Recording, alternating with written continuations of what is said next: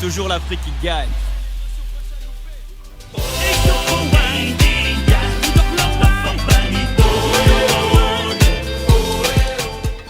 Monsieur, bonsoir, ravi de vous retrouver pour ce nouveau numéro de votre magazine Kam Kan. tey jii ñu ngi ci troisième journée Coupe d'Afrique des Nations ak premier match bu jàll sànq ci diggante Algérie ak équipe bu Sierra Leone, le champion en titre qui bute d'entrée dans cette compétition. On y reviendra tout à l'heure, mais dans quelques instants, c'est l'Égypte, une autre équipe favorite de cette Coupe d'Afrique, qui va rencontrer le Nigeria, également toujours favorite à la Coupe d'Afrique des Nations. Muy match affiche bu doy waar, je pense que affiche bu gën a réegum sax ci Coupe d'Afrique bi la ñuy am tey jii. Pour en parler, nous sommes avec doyen Assane Sène. Doyen, maa ngi lay nuyu. Et Talla, bonsoir.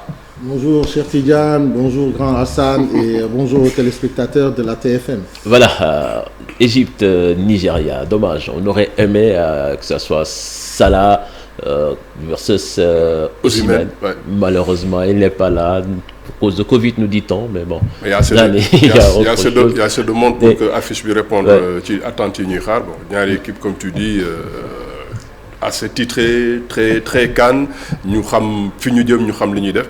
Malheureusement nag ñoom ñëpp ñu ngi génn ci jóge ci ay turbulences, mais bon, qu'à cela ne tienne, logiquement comme ni nga wax affiche bi gën a rëy pour le moment ci li ñu amagum lay war a doon. Lan lañ mën a xaar, que peut-on attendre de ce match quand même entre deux mastodontes du football africain? Absolument, avec un riche palmarès, ce sont deux équipes qui nous ont valu souvent de grandes satisfactions et même en termes de football mondial, parce que souvent, il ne faut pas l'oublier, quand même le Nigeria nous a bien représenté dans le passé, de même que l'Égypte aussi, qui a marqué de son empreinte le football africain.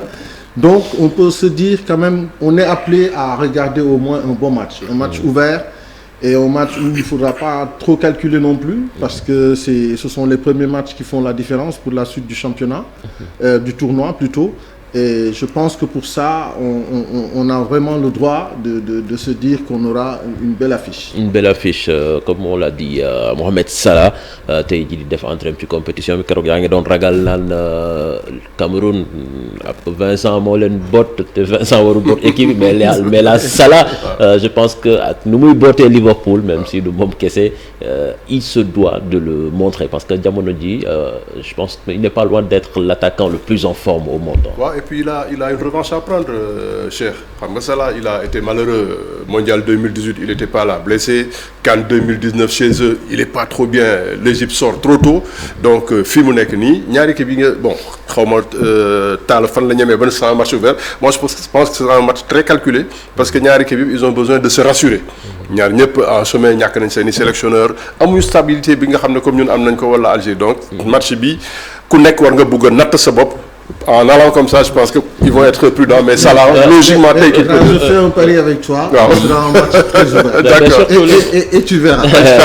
Hassan wax na ko, surtout au Nigeria, mi changé entraîneur il y a même pas une semaine de cela, avec Gernot Rohr qui a cédé la place à Egbavon, qui est un ancien de la maison, qui connaît les Nigériens, parce que des turbulences, il y en a toujours dans cette équipe de Nigeria.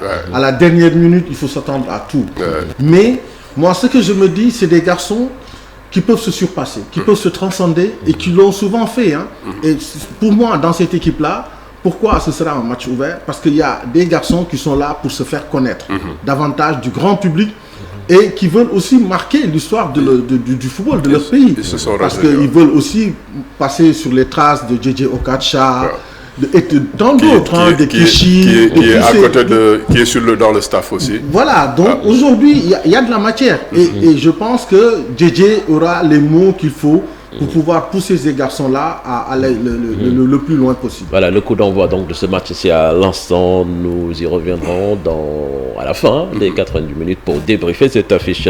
Mais nous, on va s'arrêter avant d'aller sur ce match-là, sur cette affiche qui a opposé cet après-midi l'Algérie à la Sierra Leone.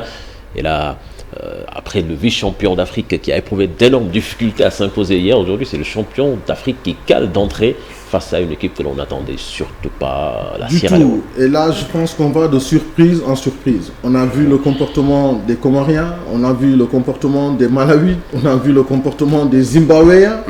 Et aujourd'hui, la Sierra Leone, que personne n'attendait devant l'Algérie, et qui aujourd'hui a tenu tête, et de manière quand même assez digne d'un pays de football. Parce que bon, à part les turbulences politiques qui ont eu par le passé en Sierra Leone, aujourd'hui on se rend compte quand même en Afrique, il y a des pays qui reviennent et qui reviennent bien au devant de la scène. Et c'est tout un plaisir de se dire aujourd'hui, il y avait de réelles raisons de pouvoir faire cette CAN-là, parce qu'on est en train de jauger le niveau réel du football en Afrique. Et ça, c'est à notre honneur. Alors, Algérie, je pense que match bi métti woon na si ñoom, même si on ne va pas dire que xàmmewuñu leen def nañ li ñu waroon def, mais je pense qu'il y a eu beaucoup de circonstances aussi. xàmmee nañ leen cher, et soo xoolee déroulé match bi. D'entrée, j'ai l'impression qu'ils sont venus un peu avec la fleur au fusil, un peu moi. À mon sens, ils ont manqué de rigueur disciplinaire dans la discipline. Dans le jeu algérien, il faut dire ñoom bal bi dina jaar ci circuit préférentiel ñu bëgg fi mu war a génn dina fa génn, mais j'ai l'impression qu'il y a eu un peu trop de patrons. Mahrez soo xoolee benn moment sur son côté il attendait longtemps le ballon, ñeneen gars yi ku nekk ne man mun naa ko diriger mun naa ko def. Ça, moi, c'est ça que j'appelle un peu dafa mel ni France moo jóge woon mondial déjà bàyyi liberté ñu bëri. xam naa ne feeñoon na ci kii bi feeñ na ci ñoom. Mais par contre de Mahrez, il s'est énervé. Non, parce que lui, il a eu à donner de bons ballons. Oui. Il n'en a pas reçu. Mais on lui a à un moment montré que tu n'es pas le seul patron. Mais soo xoolee tey jii tactiquement Belmadi. Par moment. Il faut qu'on l'accepte. Un leader technique, il en existe. Aujourd'hui, c'est pas pour rien que c'est lui qui joue à Man City, hein. Ces garçons-là sont dans cette équipe comme lui, titulaire, tout ce qu'ils veulent. Et qui est capitaine de la sélection. Mais quand même, c'est lui qui joue à ce niveau très élevé du championnat anglais. En face, une équipe très disciplinée, rigoureusement, tactiquement. Et justement, côté boobu lay waxee sax, parce que tactiquement soo xoolee Belmadi il a démarré avec une équipe ultra offensive. Benn milieu défensif. Un seul milieu. Mais après, il a su que dañu ñëw xeeb waa ji. ñëw ne dañuy ñëw écraser ko jaar ci kaw. Mais dès les premiers échanges benn bal bi ñu am. xam ne équipe bu nekk en face dafa taxaw. Tactiquement ils étaient prêts. Ils ont joué sans complexe. Et puis il y a le respect des consignes. C'est une équipe qui était là tactiquement bien en place. Et qui a respecté les consignes et qui a joué son va-tout à un moment donné. Et donc pour moi aujourd'hui, le mérite revient à l'entraîneur qui a su préparer cette équipe-là, composer une équipe, faire en sorte que cette équipe-là ait pu rivaliser avec l'Algérie, tenant du titre. Et je pense quand même que la suite du tournoi nous donnera vraiment de belles affiches. Tout cela, ce n'est qu'un avant-goût dinañu ci dellu si dans Soir de CAN après le dernier match de la journée. Donc on se donne rendez-vous à la fin de ce match Égypte-Nigeria pour le débrief. À tout à l'heure.